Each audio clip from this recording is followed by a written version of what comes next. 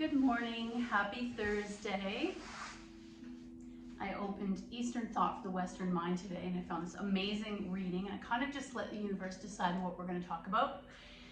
Kaleidoscope. Visualize a kaleidoscope. And for me, I instantly think of the beautiful rose stained glass windows in a cathedral. I think of a kaleidoscope that you turn and see all these beautiful patterns to your eyes. I saw a meme once that said, when you think about it, a kaleidoscope is sort of like a mosaic, but even prettier. It's broken fragments of something, but together they make something beautiful. When you think about all of us, we are all broken fragments of things, but together our society is becoming something beautiful, or especially if you belong to a certain community. A kaleidoscope. A kaleidoscope creates beautiful patterns from chaotic bits and pieces that are scattered everywhere. When the kaleidoscope is turned, disorder becomes order. Chaos becomes beautiful in symmetry. Think about the chaos leading up to a party or a fundraiser, or the chaos of a storm blowing all the leaves to the ground, but then together, collectively, they're gorgeous. The drama of life is constantly turning, and we are in part of its cyclic movement. Sometimes this cyclic movement of life is supportive, comprehensive, and enjoyable, but at other times, it is tense, fearful, stressful, and incomprehensible. There is confusion and fear because we don't understand what's happening. We don't like disorder. Why is it happening and how will it get better? Things don't only appear chaotic, but also hopeless. If the intellect is able to go beyond questions of why, what, and how, and just be still, instead of this constant questioning analysis, I'm guilty of this, without judgment or pressure, for some period of time, things do work out. And I'm sure if you were to scan your mind of a memory that at the time seemed so futile and hopeless, and how it did work out. To do this requires faith. We always talk about blind faith. The power of faith meant that we know that somehow and somewhere right solutions and answers will come in their own time. And there's that trust of the universe. Sorry, I have cat hair everywhere. We are so used to controlling people and situations to obtain a particular result that we have forgotten how to use this power of faith. And this is how I feel about nature and seasons. The one thing I struggle probably the most with living in Canada is embracing the months where I don't like the weather and seeing and trusting that they are going to result in something beautiful. For instance, years when we have a lot of snow, I think of it as money in the bank. All that precipitation in a form that we don't love goes into the earth, nourishes our plants, provides food for the next season. There's that blind faith that it's going to provide something amazing. Faith says, plant the right seeds, make the right effort, but also let things be. And that's what winter or in fall you think of it as, we just let things be, and guess what, in the spring they come back up. Faith does not mean to be passive, but rather to have acted through something and then have the patience and trust that the drama of life is also taking care of it. The outcome of any action is just not up to me. In Raja Yoga meditation, we often hear the term faithful intellect is victorious. As drama of life turns, such an intellect works like a kaleidoscope and can perceive the often hidden, beautiful patterns that, in time, become visible and benevolent. And the last line is, success or victory depends on loving on doing the right task with the right intention, as it does on allowing things as to move their own course. Wisdom is an awareness of this balance. So continuing the wheel of life, continuing your actions with faith that it will work out, instead of being angry. Last weekend on Trails, we did an event where we made, I thought about it, what's the one thing we hate? Winter and snow in this culture for some reason. A few people like skiing. And I thought, what can we do to embrace something we have no power over? And the seasons are a big thing we have no power over. And especially when you're a kid, you feel you're at the mercy of being outside for recess, having to walk to school. An adult can choose to lead a life kind of hiding from snow and winter. So we took art projects that made snow beautiful. We made quotes of how beautiful winter and stillness and this time of going inward is. I thought we would do our spinny wheel of poses today. I like the different variety it brings up. So we're going to come to the mat. Take your time coming down onto the mat. Think of the spine as this beautiful thing of pearls. So each one coming down gently, mindfully, lovingly. Bringing your chest close to your thighs, slowly lower. And if you're able to do one vertebrae at a time, good for you. Not all of us have that core or back muscle control. I like to take my arms by your side, palms turned up, and slowly lower. Before automatically closing your eyes, which is my go-to, palms are turned up, knuckles are pressing into the floor, fingers softly curl. Let the lower back be heavy. And take a big breath in, and a letting go breath out. Deep inhale through the nose. Exhale through the nose. Think of that spine, each pearl or each vertebrae gently pressing into the earth. Let's walk our feet as wide as the mat. Take your arms wider. Now you can close your eyes or leave them open and gently rock your head side to side. Checking in with your neck and your shoulders. How do they feel today? Wiggle your fingers, your knuckles stay heavy. And then let the knees flop to the right. You're going to look to the left. Sort of a frozen windshield wiper. Knees to center and left, head to the right. Checking in with your range of motion in your thighs and hips. Knees to the right, head to the left. Maybe you can drop that left knee a little deeper. If it feels good, knees to left, head to right. Back and forth. And coming back to center, let's take the soles of our feet together. Arms into cactus. I'm going to take a few breaths here. Inhale 1. Exhale. Inhale 2. Exhale. And one more big breath in. The body is heavy, but the lungs expand. Inhale 3. Exhale. Close the legs. Press the thighs together. Engage the belly. Pressing the spine back into the floor. Keeping your arms in cactus. Let's take 3 breaths here in a variation of constructive rest. Inhale 1. Exhale, press the back into the floor, continuing supporting, feeling supported by the floor. Inhale 2. Exhale. And inhale 3. Exhale. Knees to chest. Little boat. And feel that rhythm. The body is rocking side to side, amazing for your inner ear and vestibular system, but the floor is massaging your back at the same time. Now we'll take our knees to the floor on the left, double leg spinal twist. Right arm's going to open to a T. Maybe your left hand gently pulls the knees deeper to the earth and the right arm gets heavy. What's happening in your spine? Turn and look to that right hand.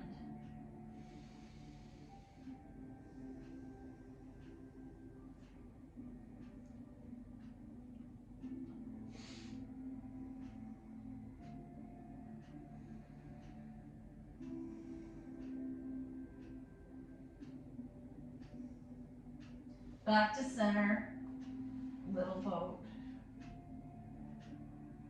Let's take our knees to the floor on the right, nice and heavy. Right hand helps bring them down, and left arm opens to a T.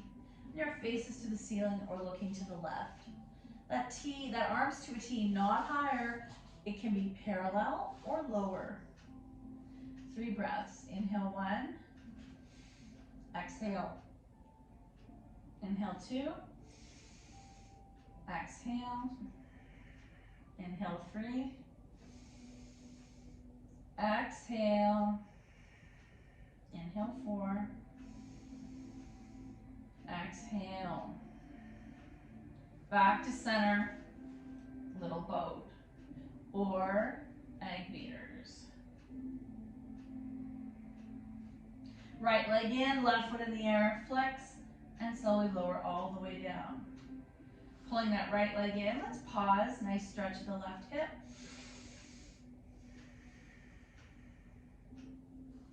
You might point and flex. roll up the ankle. Left hand takes right knee over, single leg spinal twist. Back to center, little boat. Left leg in, right leg slides straight. Point and flex, wake up that hip and thigh. Right hand takes left knee over, single leg spinal twist.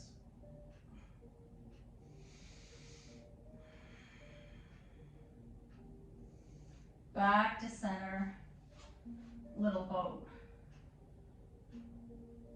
Egg beaters. And I'm going to pull the knees wide for a moment, pressing from the inner knees.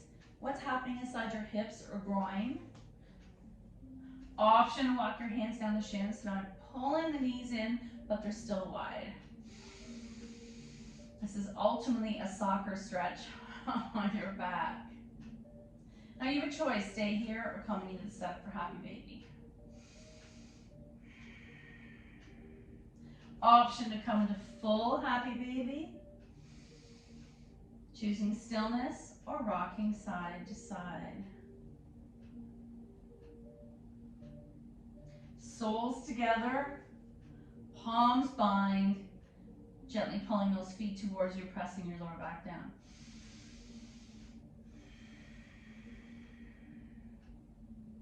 Feet to the mat, recline cobbler, your choice staying there or coming into recline goddess, arms into cactus. Let's take 5 breaths here and think about that idea of opening and relaxing. Inhale 1. Exhale. Inhale 2. Exhale. Inhale 3. Exhale. Inhale 4. Exhale. And inhale 5. Exhale, close the legs. Thighs to chest, little boat. Let's grab your strap. Feet in the air. We're going to point and flex a few times. Roll up the ankle, fan the toes. Legs wide. Oh, so tight. And I'm going to stay here for 3 breaths. Inhale 1. Exhale. Inhale 2. Exhale. Inhale 3. Gravity's helping to stretch your body. Giving it comfort from movement in your day. Close the legs. Strap to the ball of the right foot. Flex the left leg and slowly lower it down. You're supporting this right leg. And you might choose to stir this leg.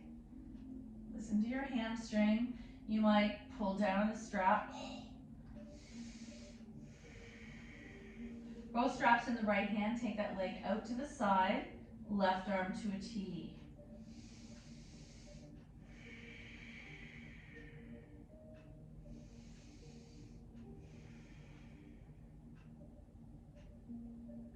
Leg to the sky, strap in the left hand. First we do the IT band stretch, barely going across the midline. And then all the way over, back to the sky. Drop your strap and hug your knees into your chest. Feet up, right leg lowers. Massage the left leg. Point and flex. Strap to the ball of the left foot. You might stay here, you might stir the leg. Both straps in the left hand. Let that leg fall out to the side within your natural range of motion. 3 breaths. Inhale 1. Exhale. Inhale 2. Exhale. And inhale 3. Exhale, leg to the sky, strap in the right hand across the midline. Or a little further. Back up, get rid of your strap, little boat. Let's do a quick thread the needle. So knees are bent, one fist width apart. Right foot flexes onto left knee. Press that open. I always think of it as opening a gate. And massage that right hip. Draw the left thigh towards you.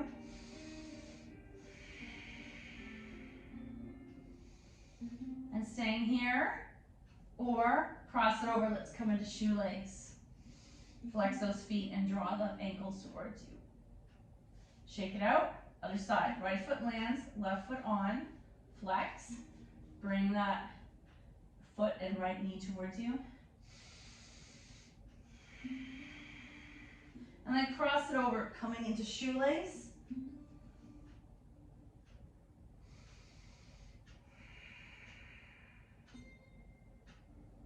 And shake it out. Roll into a ball and pause there. And then gently press yourself upright.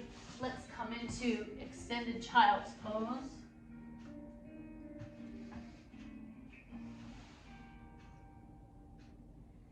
Coming up to tabletop.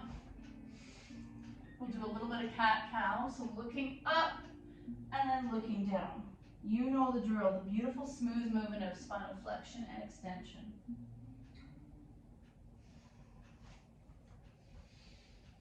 And then coming to neutral, tuck your toes. Let's walk towards our hands in a forward fold. Let your head go. Arms to the side, rise up. Reach up. Exhale, fold, swan dive. Half back, plant, come onto your belly, sleeping cobra. Baby cobra, press back, downward dog. Right foot forward, left foot back. Rise as I fall over. Hands release, feet together, fold, rise, heart center. Inhale up, exhale, fold. Half back, plant, sleeping cobra. Baby cobra, dog.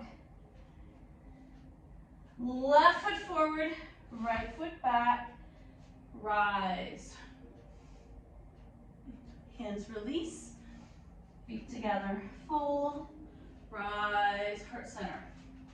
Inhale up, exhale, fold. Half back, plant, come onto your belly, sleeping cobra. Pick up your heart, and you're choosing how much of a cobra, pressing into dog. Pedaling. Right foot forward, left foot back. Rise, and I'm hitting the wall. Hands release, feet together, fold, rise, heart center. Let's do the other side. Inhale up, my head's cut off, exhale, fold. Half back, plant, all the way down, sleeping cobra. Then you choose your back bend. So you might be a regular cobra or up dog. Down dog, left foot forward, right foot back. Rising strong on that front leg. Hands release, feet together, fold, rise, heart center. Beautiful. So now we want to get back to using this amazing tool. I tell this story often. A karate student brought this for me from the States. And it's meant for children, but I love how coming out of our comfort zone and our habits, we rediscover poses we loved. So it's based on color. Where do these go? They just got mixed up. Okay, let me get rid of these. So we're gonna sort it by color so that when we spin, we have green, heart chakra, red, root chakra, our origin, our family. Think of it as the very organic chakra. And blue, which would be celestial, our third eye, our cerebral and heart one. Okay, red, standing forward fold. This often appears during other flows. Not everyone loves it. To make it accessible, I'm gonna bend my knees slightly, drop my chest towards my thighs, head down. You might choose to just leave your hands here. You might dangle. You might let your head go. You might attempt to straighten your legs a little further and you're looking between the knees. You might grab the elbows and sway. You might grab your big toes and fold. You might step on your hands and fold in. There's no right or wrong way. Either way, you're going inward and stretching the outward. Awesome.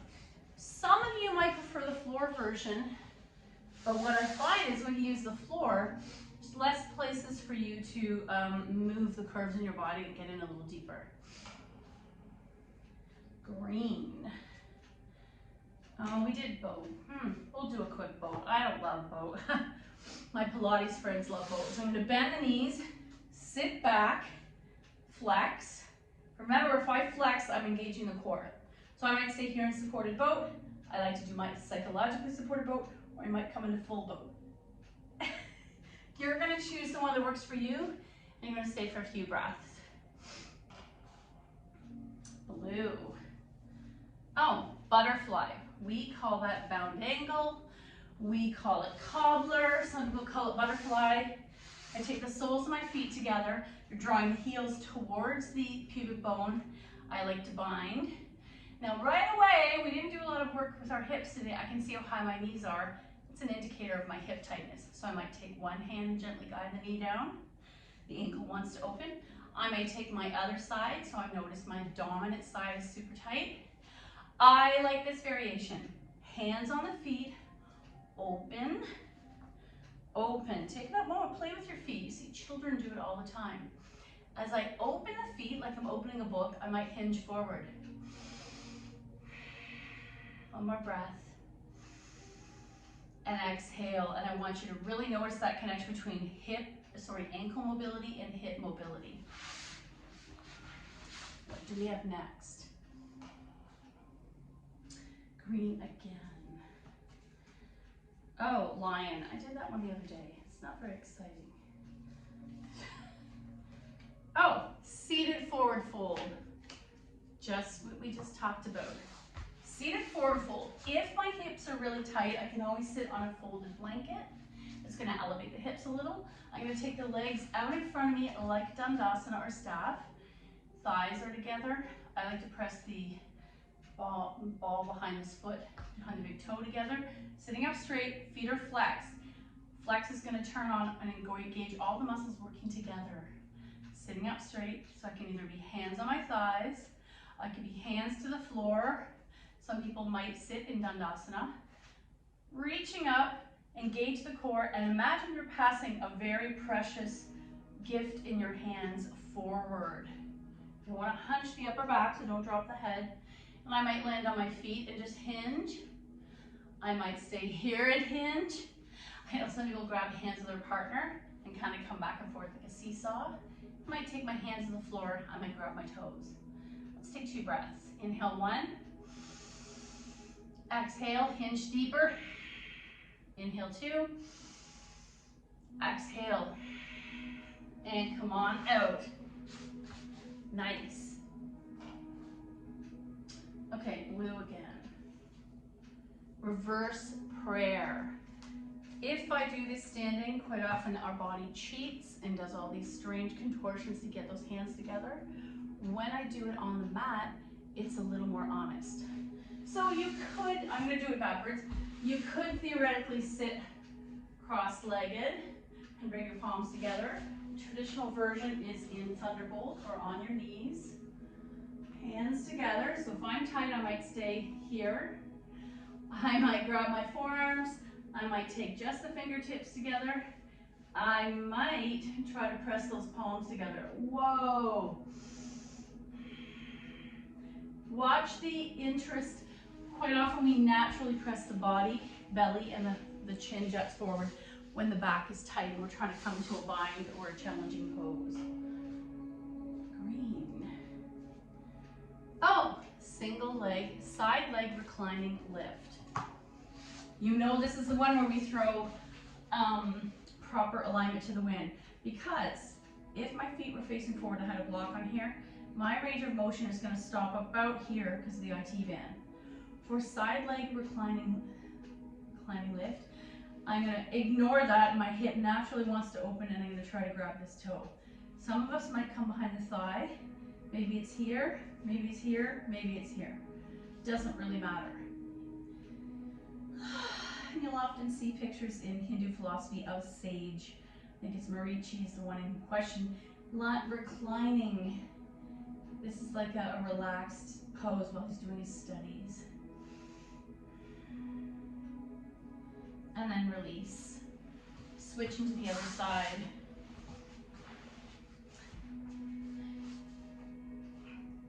You can do the natural way, or I can take the foot from inside and release.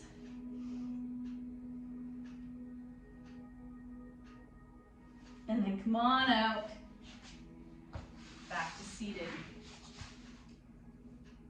What's the next one? Blue, lotus. I'm gonna show you this, and it's an archetypal picture you often see, but most people's knees and hips do not want to go that way. I'm gonna take another one. Cow face. Again, super tight today. We will do it. First we'll do this stretch. Left hand up like you're answering the question. Imagine you're touching the base of your skull or between your shoulder blades. Right arm comes up, and I'm going to gently stretch that hand. Oh my skin is so white there. It's not even midwinter. So this is a beautiful stretch. Not everyone's shoulder enjoys this. And then switch. Right arm up, answer the question. Reach behind the head or between the shoulder blades. Left hand gently walks that hand down your back. Sitting up straight, and release. Now we're gonna do the whole pose. So let's start with right leg on the floor, left leg on top. Knees are crossed. My feet do not have to reach the mat. Because the left leg's on top, left arm on top.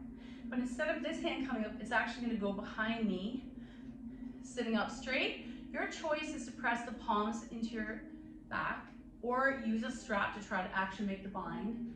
Inhale 1, exhale, inhale 2, exhale, release, and sometimes we'll do a little shake, switch, left leg on the bottom, right leg on top, right arm on top, left arm on bottom, sit up straight.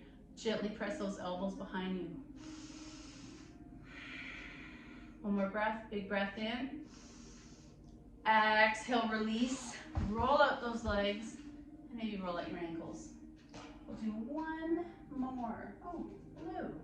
No, we're not doing candle pose. I try to avoid our neck, or plow, or wide leg, or knees to ears, or, oh my gosh. No, we did that one. I'm gonna pick another color, green. Locust. Okay, last pose is locust. Be gentle with your body. We did not do anything to prepare for this.